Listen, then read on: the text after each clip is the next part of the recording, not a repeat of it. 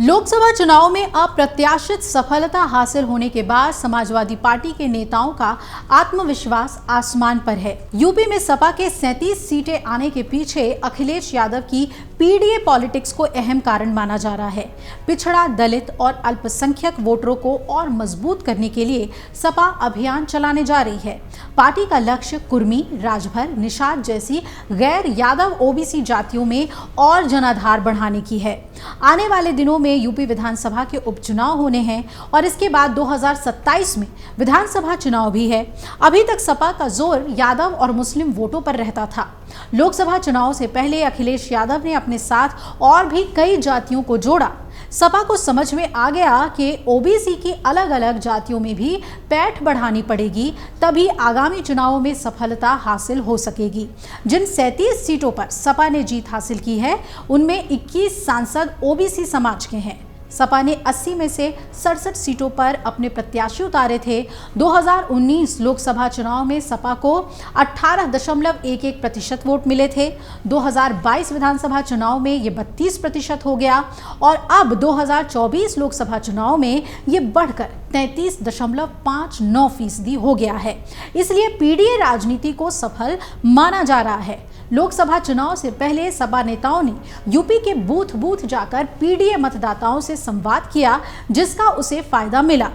सपा के backward cell की तरफ से पीडीए कैडर के लिए ट्रेनिंग कैंप और मीटिंग का आयोजन भी किया गया। यूपी में लोकसभा चुनावों में दलित वोट किस तरह शिफ्ट हुए हैं, ये सीएसडीएस के डेटा से भी पता चलता है। सीएसडीएस का सर्वे बताता है कि 92% मुसलमानों और 82% यादवों ने इंडिया ब्लॉक को तो वोट दिया, जबकि गैर जाटव दलित वोटों का 56% वोट भी गठबंधन ने ही हासिल किया। यही नहीं, 25% जाटव दलितों ने गठबंधन को वोट दिया।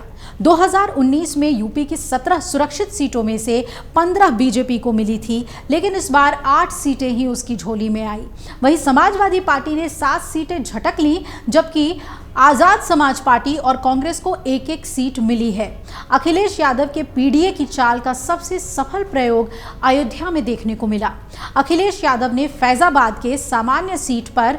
फैजाबाद यानी अयोध्या में सामान्य सीट पर दलित प्रत्याशी अवधेश प्रसाद को उतारा और उन्होंने बीजेपी के लल्लू सिंह को 54,000 से ज्यादा मतों से पराजित किया। मेरठ के सामान्य सीट पर भी दलित प्रत्याशी सुनीता वर्मा पर सपा ने दांव चला। हालांकि रामायण के राम बीजेपी प्रत्याशी अरुण गोविल से वो थोड़े ही अंतर से यानी 10,000 से कुछ ज्यादा वोटों से हार गई। दरअसल पिछले एक दशक में उत्तर प्रदेश की सियासत ओबीसी समुदाय के ही इर्द गिर्द घूमती नजर आ रही है। सूबे की सभी पार्टियां ओबीसी को केंद्र में रखते हुए अपनी राजनीतिक एजेंडे को सेट कर रही है और यूपी में सबसे बड़ा वोट बैंक तो पिछड़ा वर्ग का है। सूबे में 52% पिछड़े वर्ग की आबादी है, जिसमें 43% गैर यादव यानी जातियों को अति पिछड़ा वर्ग के तौर पर माना जाता है। अब ओबीसी की 79 जातियां हैं, जिनमें सबसे ज्यादा यादव और दूसरे नंबर पे कुर्मी समुदाय के लोग हैं। लोक नीति सीएसडीएस के सर्वे के मुताबिक पिछले एक दशक में बीजेपी ने ओबीसी वोटर्स में जबरदस्त पैठ बनाई है। 2014 में बीजेपी को 34% ओबीसी वोट मिले और 2019 में तो 44% ओबीसी वोट ने बीजेपी को विजयी बनाया। 2022 के यूपी विधानसभा चुनाव में सपा और बाकी क्षेत्रीय दल सिर्फ 27% वोट ही पा सके और 2017 के यूपी विधानसभा चुनाव में केवल 10% यादव मतदाताओं ने और 57% कोयरी कुर्मी मतदाताओं और 61% अन्य ओबीसी मतदाताओं ने बीजेपी और उसके सहयोगी दलों को वोट किया था। अब अगर सीटों की बात करें तो 2022 विधानसभा चुनाव में बीजेपी और उसके सहयोगी दलों ने 315 सीटें हासिल की, तो वही 2019 लोकसभा चुनाव में बीजेपी ने 65 सीटें हासिल की थी। सीएसडीएस के एक सर्वे के मुताबिक तो 2022 के चुनाव में ओबीसी समुदाय के 153 विधायक बने थे और इनमें बीजेपी से 90, सपा से 60 विधायक हैं।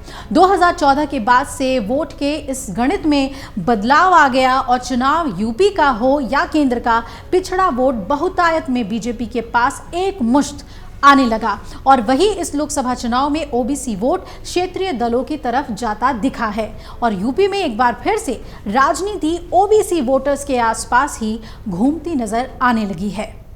अगर आप ये वीडियो YouTube पर देख रहे हैं तो हमारे चैनल को सब्सक्राइब करें और बेल आइकन को दबाना ना भूलें। अगर आप Facebook पर ये वीडियो देख रहे हैं तो हमारे पेज को लाइक करें।